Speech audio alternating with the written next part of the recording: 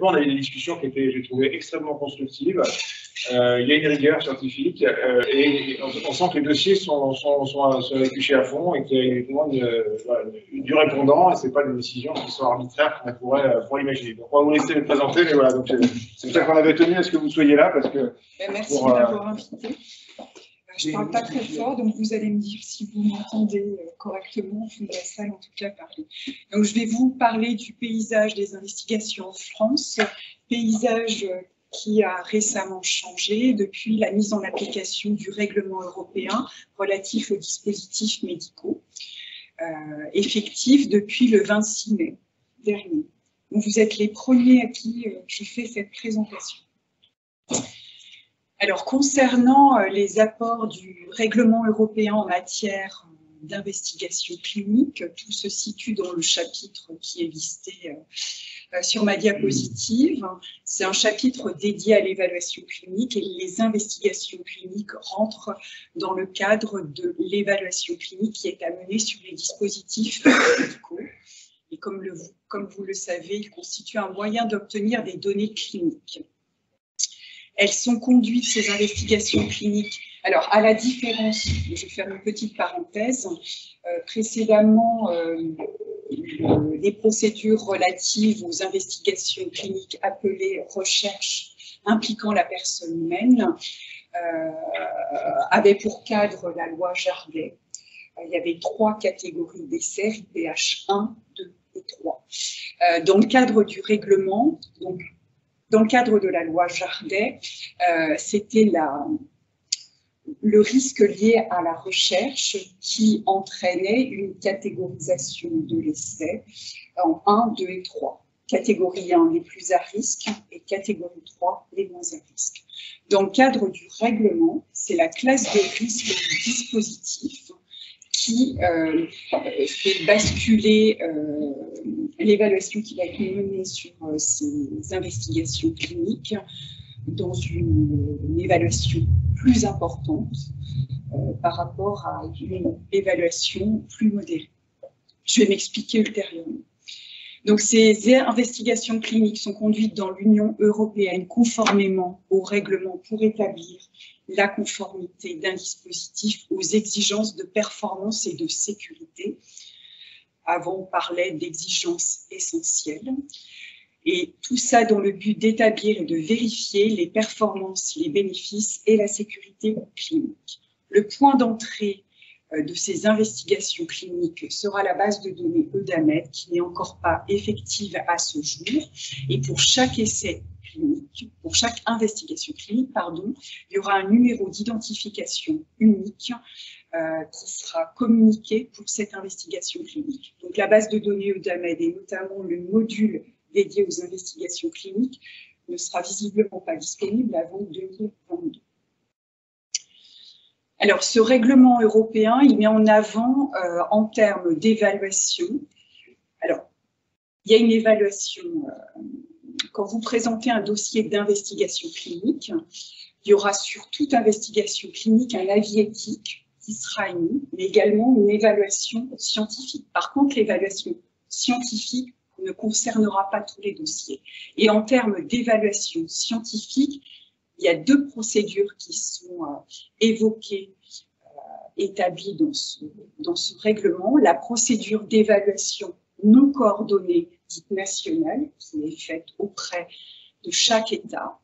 Donc, ça concerne des essais qui seront menés dans un État membre, mais également des essais qui pourraient être menés indépendamment de chacun des États membres.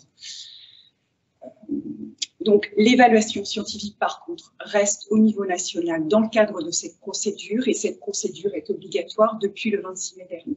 Et l'autre procédure qui rentrera en vigueur ultérieurement est une procédure d'évaluation coordonnée. C'est-à-dire que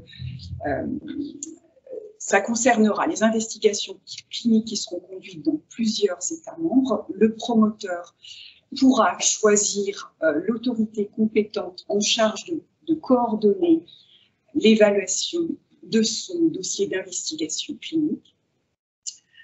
L'évaluation scientifique sera menée par cette cette autorité, entre guillemets, coordinatrice désignée, qui concertera, enfin, il y aura une concertation avec les autres États membres par rapport à l'avis scientifique qui sera rendu.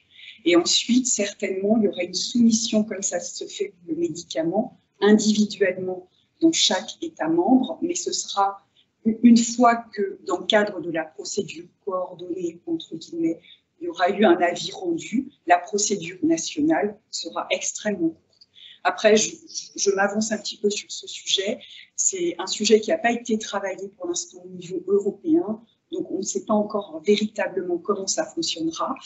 Certainement, préalablement, avant la mise en application qui sera au 26 mai 2027, on risque d'avoir une phase pilote, une phase expérimentale dans certains États membres pour pouvoir un petit peu se faire la main sur ce sujet. Alors, l'évaluation, elle consiste en 3 étapes. Il y a une étape de validation de la demande, une étape d'examen éthique pour tout type de demande d'investigation clinique et une évaluation scientifique de cette demande pour un certain nombre d'investigations cliniques concernant certains DM et notamment les classes de risque les plus élevées.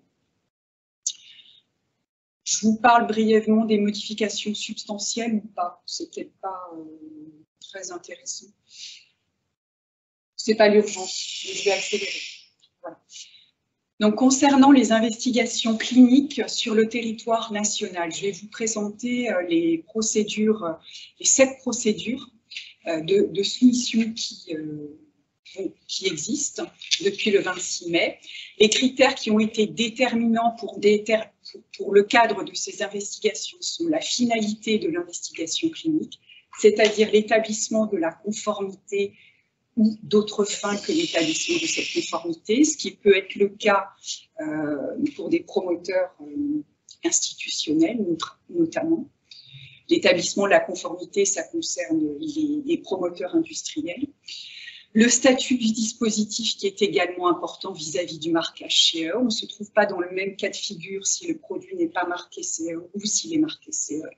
L'utilisation du dispositif dans le cadre de l'investigation clinique, s'il est conforme ou non à son indication de marquage. Et le dernier critère qui rentre en ligne de compte, c'est la classe de risque du dispositif à étudier.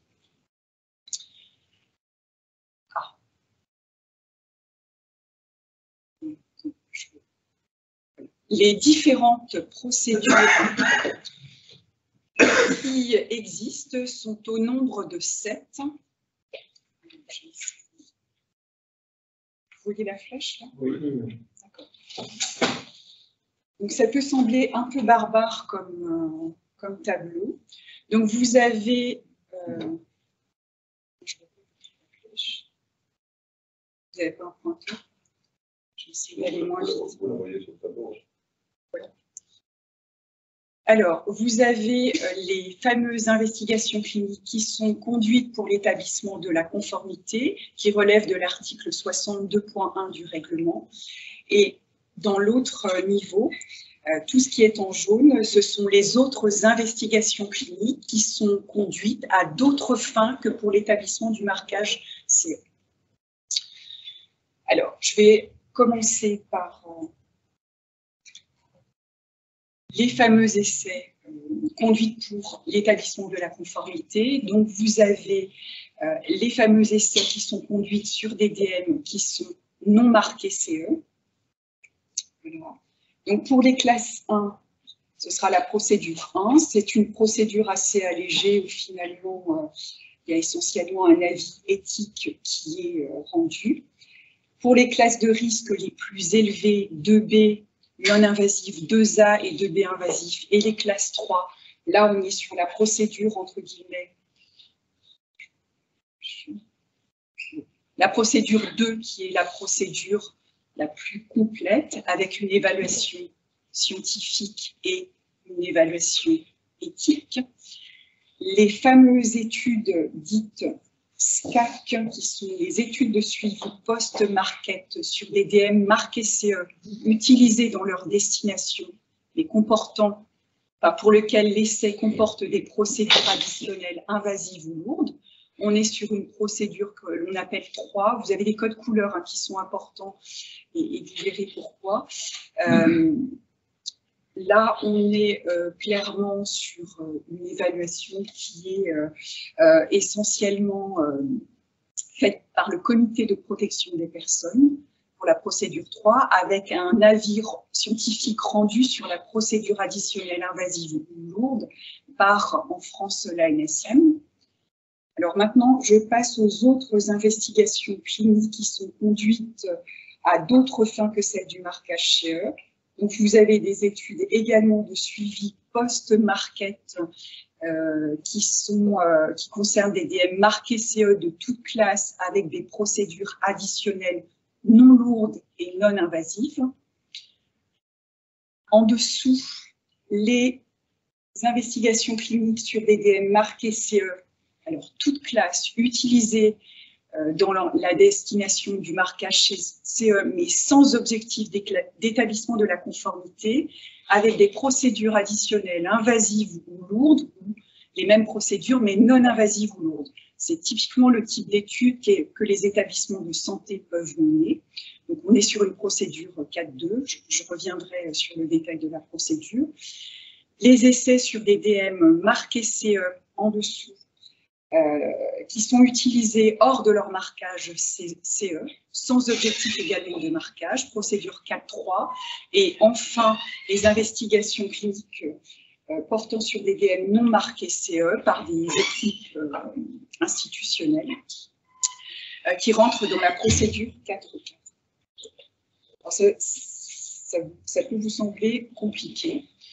Alors, en termes de procédures à suivre d'un point de vue pratique. Donc, je vous ai parlé tout à l'heure des procédures 1, ici, 2, 3, 4.1, c'est le cas 1, 4.2, 4.2, 4.3 et 4.4. Je ne vais pas tout redire parce que sinon, ça prend beaucoup de temps.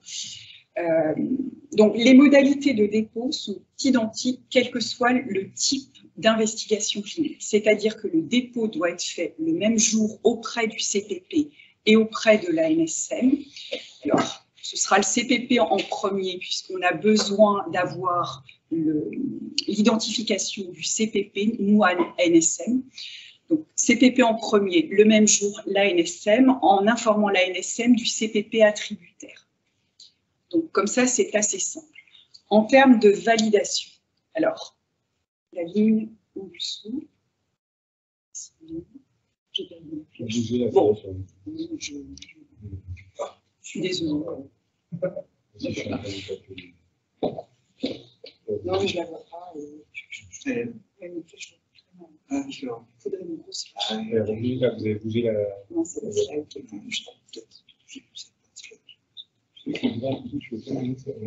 Non, c'est pas grave.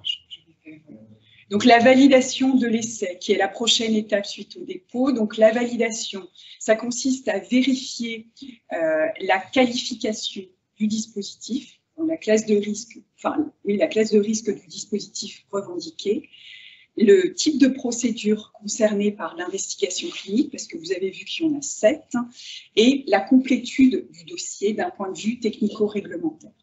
Cette validation, elle est coordonnée par l'ANSM. Elle se fait sous un délai de 10 jours. Le promoteur a 10 jours pour répondre aux questions éventuelles posées par l'ANSM. Et le promoteur, une fois que le promoteur a répondu, l'ANSM a 5 jours pour pour valider la demande ou non. Voilà, donc c'est le même principe pour toute investigation clinique. Alors, en termes d'évaluation, alors là, il y a typiquement des différences. Alors, pour ce qui concerne la procédure 1, qui concerne les classes de risque, donc les fameux essais conduits pour établir la conformité, mais pour des DM non marqués CE ou marqués CE, mais hors destination. Donc, quand on est sur une classe de risque faible, l'évaluation est faite par le comité d'éthique sous un délai de 45 jours qui démarre à compter de la validation de l'essai. Il y a un clock stop de 12 jours qui s'applique en cas de questions posées par l'agence ou par le comité d'éthique. Suite à au retour par rapport à ces questions, le chrono est redémarré et en fait, toute l'évaluation doit être contenue dans ces 45 jours. Donc, si on vous fait un courrier de questions au bout de 30 jours, le chrono s'arrête, vous avez 12 jours pour répondre et le reste, soit les 15 derniers jours restants, ce sera pour finaliser l'évaluation du dossier. Autorité compétente et comité d'éthique. D'accord ? Alors, pour ce qui concerne la procédure 2, on a donc cette procédure concerne les classes de risque les plus élevées. Et là, dans le domaine des IFU, vous êtes complètement concerné par cette procédure, puisque vous avez des dispositifs qui ont des classes de risque 2B ou 3 en fonction de l'utilisation finale du dispositif, de l'indication. Voilà. Donc, vous avez alors l'évaluation scientifique est réalisée par l'ANSM, pareil, sous un délai de 45 jours. Il y a un délai additionnel de 20 jours qui peut se mettre en œuvre si on a besoin de consulter des experts sur le sujet. Pareil, un clock stop de 12 jours pour le promoteur pour réponse aux questions. Le silence gardé par l'ANSM vaut autorisation. En termes d'évaluation éthique, donc c'est le même délai de 45 jours avec un clock stop de 12 jours pour que le promoteur puisse répondre aux questions. Et le silence du CPP, par contre, vaudra refus. Voilà, ce qui est complètement différent de ce qu'on avait à l'heure actuelle. D'accord ? Et ça, ce principe-là est identique pour toutes les procédures. Le silence du CPP vaudra refus. Ça veut dire qu'ils n'ont même pas besoin d'envoyer un... Non. C'est un choix de leur... Le règlement permettait une interprétation assez libre de la finalisation de l'évaluation. Alors, je vais passer à la procédure 3, qui concerne les études de suivi post-market, qui s'adressent effectivement aux industriels, à mon sens. Donc, c'est une... Comme ces produits ont déjà le marquage CE et simplement dans le cadre de ces essais, on est sur des procédures éventuelles additionnelles, invasives ou lourdes. Il y a une évaluation éthique qui est réalisée sous un délai qui est beaucoup plus court, qui est de 30 jours, avec un avis éventuel scientifique rendu par l'ANSM quand il y a une procédure additionnelle lourde ou invasive. Et pareil, un clock stop de 12 jours pour réponse du promoteur. Le silence du CPP vaut refus. Et en ce qui concerne les autres cas de figure, donc qui concernent en particulier les investigations cliniques qui sont menées pas à des fins de marquage CE, donc des études SCAC, des études marquées CE avec des procédures additionnelles lourdes ou invasives ou des procédures non invasives ou lourdes, les fameux essais sur des dispositifs marqués CE utilisés hors indication ou non marqué CE, on est en fonction de la catégorie, donc soit sur une évaluation pour le cas 1 par le CPP en 45 jours avec un clock stop pour réponse, enfin un clock stop de 12 jours en cas de question. Sur le cas 2, évaluation par le CPP pareil en 45 jours avec un avis rendu le cas échéant par l'ANSM sur la procédure additionnelle lourde ou invasive. Même délai, et pour les essais de catégorie 3 et 4, on a une évaluation à la fois faite par le CPP et la NSM en 45 jours, avec les mêmes délais. Alors là, en fait, c'est une redite de ce que je vous ai dit, mais présenté différemment, parce que c'est un peu complexe à intégrer à la vue du tableau que je vous ai présenté, qui est assez monstrueux. Alors, avant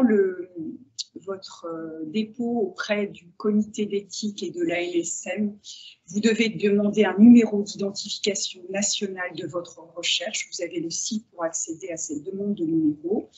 Et puis, il y aura également nécessité, mais en tout cas pour les essais de promotion industrielle, ça ce sera obligatoire, nécessité d'obtention d'un numéro d'identification européen via EUDAMED. Et comme je vous l'ai dit tout à l'heure, le module EUDAMED n'étant pas disponible, pour l'instant, c'est nous, ANSM, qui vous donnons ce numéro d'identification européen EUDAMED. Et pour ce qui concerne les autres investigations cliniques qui ne rentrent pas dans le cadre du marquage CE, on ne sait pas encore s'il y aura un numéro d'identification européen à obtenir ou pas. Ce sont des discussions qu'il y aura au niveau de l'Europe. Je vais laisser passer les modifications substantielles. Juste vous dire que ce qui s'applique, alors tout ce qui est présenté dans ce tableau ne va concerner que les modifications substantielles des essais qui sont autorisés selon le nouveau règlement et donc selon ces nouvelles procédures nationales. Tout ce qui concerne les modifications substantielles des essais qui ont déjà eu une autorisation, donc selon le régime loi Jardé, on reste sur le même principe et les mêmes délais de soumission, avec juste le formulaire qui est légèrement différent. Vous avez une des 3 cases à cocher. Voilà, la validation pour les nouvelles modifications, pour les modifications substantielles présentées selon le nouveau régime se fait soit par le CPP, soit c'est une évaluation coordonnée par l'agence pour la procédure 2. Et pour les cas de figure qui sont dans la dernière colonne, en fonction du champ de compétences, c'est-à-dire si ça concerne les sujets ANSM ou CPP, la validation elle est faite par chacune des parties. Alors, je vous ai mis en référence le site de l'ANSM où vous pouvez trouver toutes les informations. Alors, je suis désolée, c'est peut-être pas très net à l'écran. On a changé récemment de site, donc c'est pas toujours facile pour vous de vous y retrouver. Il faut aller sur l'onglet acteurs, je crois, vos démarches de mémoire, dispositifs médicaux, et ensuite, ça doit être autorisation d'investigation clinique ou quelque chose. Oui, demander une autorisation pour une investigation clinique. Sur cette page, vous allez trouver toute la boîte à outils, les nouveaux avis aux promoteurs qui ont été émis, sur les dispositions générales, les modalités pratiques pour la partie 2. Concernant les modifications substantielles, c'est en cours, je l'ai relu, mais ce n'est pas encore sorti. Et concernant la vigilance, là, c'est sorti pour la simple et bonne raison, c'est qu'en matière de notification de vigilance pour les promoteurs, quel que soit le régime, ancien régime loi Jardé ou régime règlement, on est sur des modalités de déclaration selon le fameux tableau qui figure dans le guide européen, ancien guide MEDEV de 7.4. J'ai pas le numéro en tête pour le nouveau guide, c'est le 2020, peut-être. Voilà. Les formulaires sont disponibles au niveau de cette boîte à outils, que ce soit pour le dossier initial ou les modifications substantielles. Vous avez aussi, par rapport à toutes les questions que vous posez sur ces sujets d'investigation clinique, un guide MDCG dédié, voilà, qui est le 2020-6. Et enfin, si vous avez des questions, vous pouvez nous joindre, envoyer vos demandes sur la boîte c.dm-cos@ansm.santé.fr. Voilà. Alors, juste, je voudrais attirer votre attention sur les nouveautés concernant le dossier d'investigation clinique au regard de ce règlement, et notamment pour les promoteurs industriels. Vous devez, enfin, Au-delà du protocole, de la brochure investigateur et du dossier technique, entre guillemets, à soumettre, il y a le plan d'évaluation clinique, qui n'est pas le protocole, mais le plan, vos projets de développement clinique du dispositif. C'est-à-dire que vous devez vous indiquer brièvement les différents essais que vous allez vouloir mener sur votre dispositif. Donc, ça peut, enfin, un essai exploratoire en règle générale pour vérifier la sécurité, un essai pivot pour confirmer sécurité, vérifier l'efficacité, et puis par la suite éventuellement un essai comparatif. Voilà, c'est ce qu'on attend dans ce document-là. Vous devez également nous fournir le plan de surveillance post-market. Voilà, alors il est détaillé dans le règlement. La liste des caractéristiques techniques et fonctionnelles du dispositif à étudier. Vous devez également signer une déclaration de conformité aux exigences générales en matière de sécurité et de performance. Quand vous avez dû consulter un panel d'experts européens pour les DM de classe 2B et 3, vous devez nous rendre l'avis de ce panel. Et puis, sachez qu'effectivement, le dossier qui est transmis à la NSM et au CPP est le même en termes de contenu. Voilà, puisque la validation, elle est coordonnée, vous l'avez vu, par la NSM. Donc, les contenus sont identiques, il n'y a pas de séparation. Je ne vais pas répéter pour les dispositions. La validation, donc coordonnée par la NSM avec un délai minimum de 10 jours et 10 jours pour vous pour répondre et les 5 jours supplémentaires suite à vos réponses. L'évaluation qui varie en fonction de la procédure en 30 à 45 jours. Oui, je rappelle, le silence du CPP vaut refus, alors que le silence de la NSM vaut autorisation. Je vous ai résumé ici où intervient la NSM, où intervient le CPP. Donc, le CPP intervient dans toutes les procédures. La NSM intervient sur 5 procédures. Alors, sur la totalité de l'essai pour les procédures 2, 4.3 et 4.4 et sur les procédures invasives ou lourdes additionnelles dans le cadre des procédures 3 et 4.2, en termes d'évaluation, on est toujours sur la sécurité des personnes pour la NSM et la méthodologie de l'investigation clinique. On va en reparler un peu plus loin. Pour ce qui concerne le CPP, on est sur toujours des critères de protection des personnes, de moyens mis en œuvre, des modalités de recrutement, d'indemnisation des patients. Rien de nouveau. Je voudrais attirer votre attention sur certains sujets qui posent souvent problème, et notamment l'évaluation préclinique. Alors, nous, on s'intéresse, l'évaluation préclinique qui est menée par la NSM, nous, on s'intéresse spécifiquement au dossier technique et à la brochure investigateur. Bien évidemment, cette investigation, elle dépend de la nature du dispositif à étudier, de ses spécificités, de sa complexité. Elle est réalisée conformément au référentiel en vigueur et au regard, ça c'est une nouveauté du règlement, qui est au regard des spécifications communes qui ne sont pas d'application obligatoire. Évidemment, on regardera quand il y a des spécifications communes qui ont été définies, comment vous répondez à ces spécifications, ou en tout cas, comment vous justifiez aussi ne pas y répondre. Ça me semble compliqué pour vous de ne pas répondre à ces spécifications, mais on verra en pratique. Et puis effectivement, on regarde si le dispositif répond aux exigences générales de sécurité et de performance en dehors des aspects qui sont couverts par l'investigation clinique qui est menée. Alors toutes les expertises sont réalisées soit en interne, soit en externe, en fonction des besoins et de spécificités et de l'investigation clinique et du dispositif à étudier.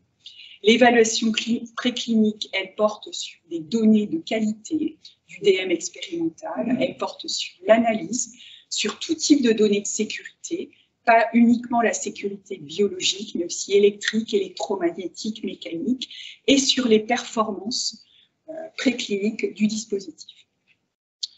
En termes d'évaluation de la qualité et de l'analyse de risque, on vérifie effectivement la conformité au regard de la norme 14971. Pour ce qui concerne les dispositifs qui sont stériles pour vous, ça concerne essentiellement ce qu'on appelle les disposables, les consommables. Tout à fait, merci. Donc la conformité aux normes de stérilisation, on vérifie les spécifications techniques et fonctionnelles, tout ce qui est contrôle physico-chimique et microbiologique, et notamment des lots à l'essai. On vérifie les données de stabilité, de vieillissement, la durée de conservation, l'emballage, l'étiquetage. Voilà. En matière de sécurité biologique, alors qu'est-ce qui nous intéresse? Les matériaux constitutifs du dispositif à étudier. On s'intéresse en particulier, on a besoin de la composition qualitative et quantitative du dispositif. On s'intéresse en particulier aux matériaux qui rentrent en contact avec les tissus humains, à la durée de contact et aux risques qui sont associés à ces matériaux. On s'intéresse également aux matériaux qui entrent dans le procédé de fabrication et les risques associés. C'est pour ça que tous les essais précliniques de sécurité qui sont menés doivent être réalisés sur le produit fini stérilisé.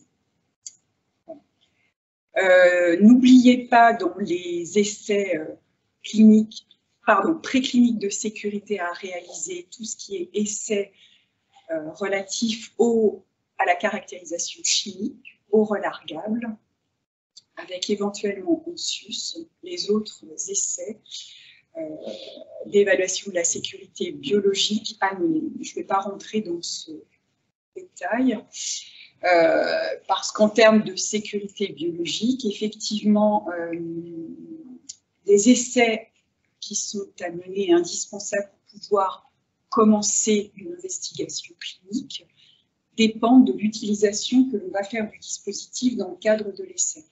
Effectivement, si on est sur des modalités d'utilisation extrêmement courtes dans un essai exploratoire, on n'aura pas les mêmes exigences que pour un DM implantable qui va être utilisé pour une longue durée dans un essai exploratoire.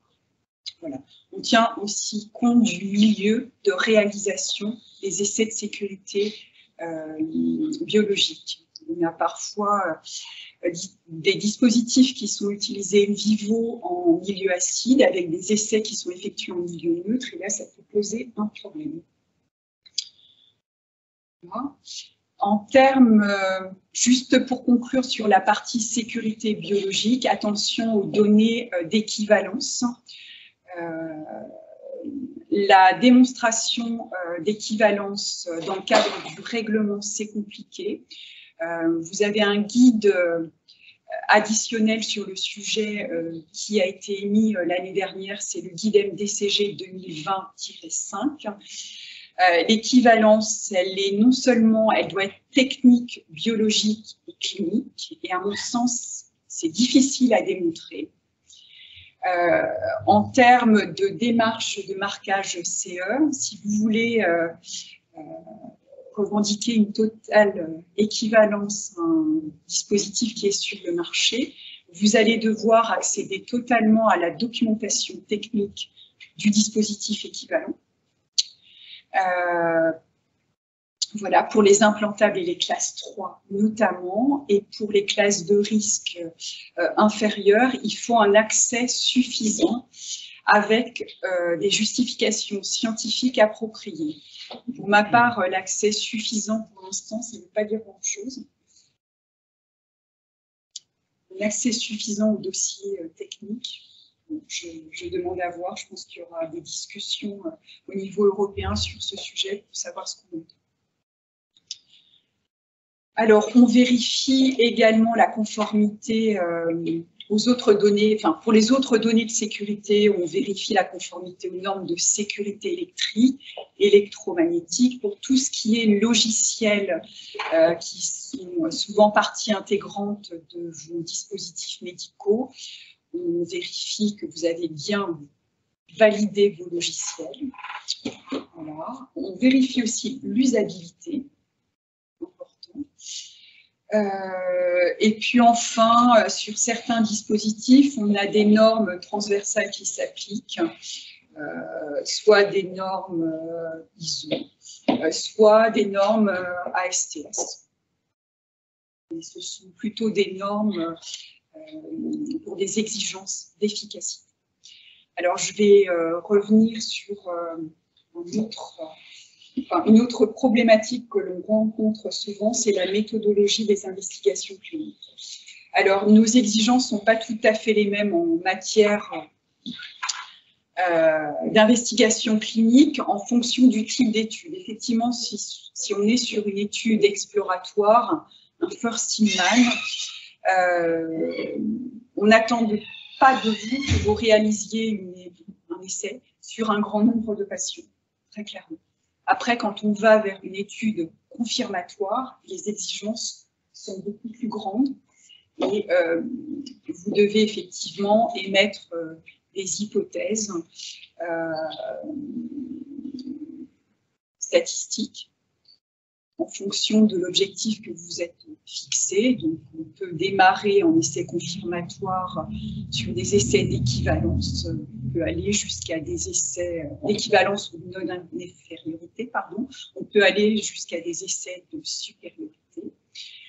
L'effectif à chaque fois doit être, enfin pas pour les essais exploratoires, mais pour les essais confirmatoires, l'effectif doit être justifié par le calcul et cohérent effectivement avec l'étude à mener et les hypothèses qui sont émises, et fonction également du nombre de groupes que vous avez dans votre design d'essai. Alors, il faut effectivement que le design soit acceptable pour une prise en charge de vos patients sans perte de chance. Donc, on accepte les procédures CHAM.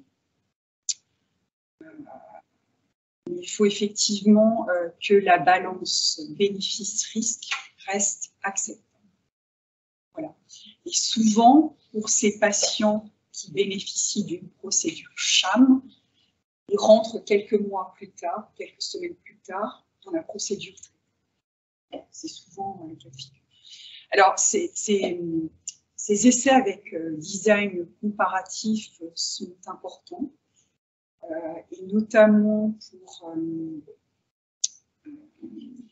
trouver un service rendu supérieur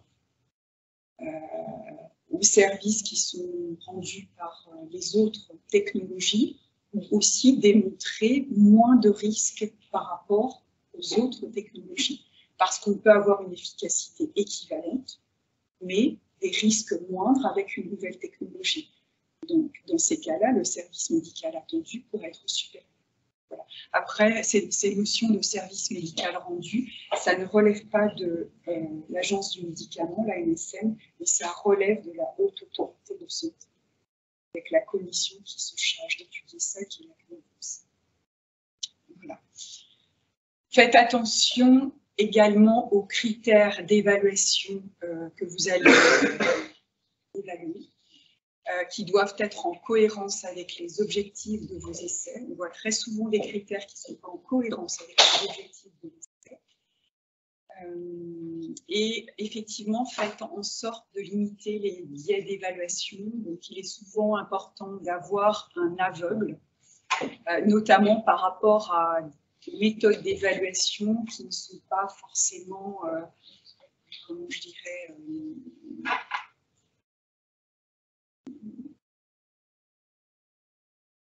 très, très faciles à interpréter ou qui peuvent être biaisées. Je pense à des méthodes d'évaluation par scorage.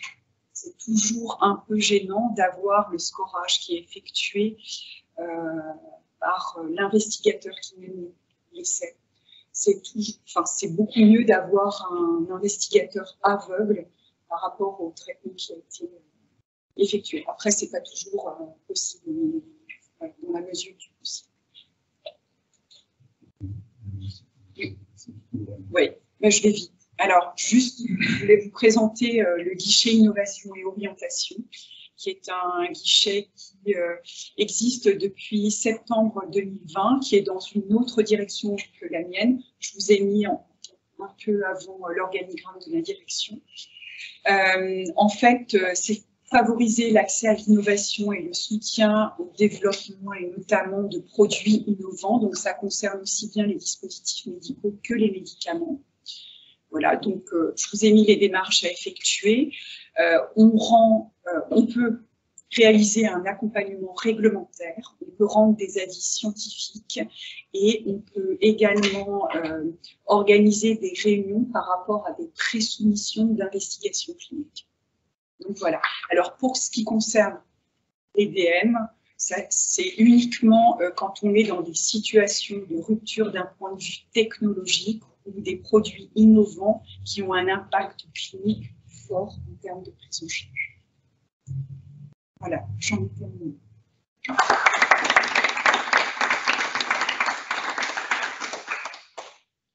Vous avez eu des questions? Question du manuel, monsieur. Dans une étude pilote, donc l'ANSM est chargée de donner l'autorisation de clinique. Il me semble que l'industriel a l'obligation d'étude. Si le promoteur est industriel. Oui. Il me semble que l'industriel a l'obligation de vous donner ensuite un résumé d'études ou un rapport d'études complet, peut-être, que vous analysez. Comment vous croisez votre analyse avec celle qui sera faite ultérieurement par l'organisme notifié qui décidera sur les résultats de l'étude ou de livrer un QHC. Alors, je suis bien embêtée pour vous répondre sur ce sujet-là, très clairement, parce que moi, je ne m'occupe pas de cette partie-là, je m'occupe uniquement des investigations cliniques. Je pense que l'autorité compétente mettra en alerte éventuellement l'organisme notifié. Après, il est censé juger de lui-même la pertinence des données cliniques qui lui seront versées. Voilà. Après, un organisme notifié, est-ce qu'il pourra consulter une autorité compétente en cas de problème? Peut-être, je ne sais pas. J'ai une question sur le chat de Madame Bernard qui demande savez-vous s'il existe un service ANSM ou autre, ou un autre outil documentaire sur les listes des normes qu'il faut appliquer en fonction de la nature du DM? Alors, non, il n'y a pas. Alors, il y a un listing des normes qui est mis au niveau européen. Toutes les normes applicables sur les dispositifs médicaux. Par contre, ce n'est pas par classe de DM. C'est chacun de faire son marché sur les besoins en fonction de son DM. Je ne sais pas si je réponds des précisions à la question de cette dame, mais c'est vrai que c'est un peu compliqué de balayer de façon exhaustive la totalité des normes qui existent, sachant que nous, au niveau européen, on en a un certain nombre, il y en a également au niveau américain, la fameuse norme ASTM, parfois plus riche au niveau américain, ça dépend des domaines, etc. Donc il faut croiser. Mais effectivement, pour une catégorie de DM, il n'y a pas un listing donné des normes à appliquer. Après, il y a les classiques en matière de gestion de risque, en matière d'essais cliniques, il y a la 1455, etc. Donc, sur les choses généralistes, oui, ce sont toujours les mêmes normes, mais après, en fonction du dispositif à étudier, ça dépend. Il y en a qui sont stérilisés, d'autres non. C'est divers et varié. En termes de sécurité biologique, c'est pareil. Je ne peux pas répondre à cette question. Visiblement, vous l'avez satisfait. D'accord. Parfait. Merci beaucoup.